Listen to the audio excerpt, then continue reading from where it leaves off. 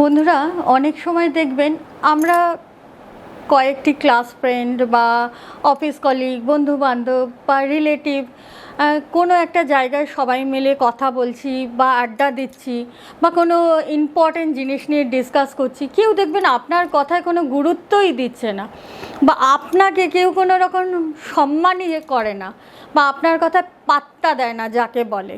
তাহলে কি করে এদের সামনে আপনার ভ্যালু বাড়াবেন বা কী করে এদের সামনে আপনার সম্মানকে বৃদ্ধি করবেন? তাহলে আজকের এই টোটকাটি শুধুমাত্র আপনাদের জন্য। মন দিয়ে শুনবেন। প্রতি শনিবার স্নানের জলের মধ্যে কিছু পরিমাণ কালো তিল মিশিয়ে আপনি স্নান করবেন। আর প্রতি রবিবার স্নানের জলে লাল চন্দন গুলিয়ে স্নান করবেন। আর অতি অবশ্যই আপনার মনের ইচ্ছে জানাবেন আর আপনার ইষ্ট দেবদেবীকে স্মরণ করবেন। ধীরে ধীরে দেখবেন বন্ধু বান্ধব, আত্মীয় স্বজন, অফিস কলিগ সবার কাছে আপনাদের মান সম্মান প্রতিপত্তি বৃদ্ধি পেয়েছে।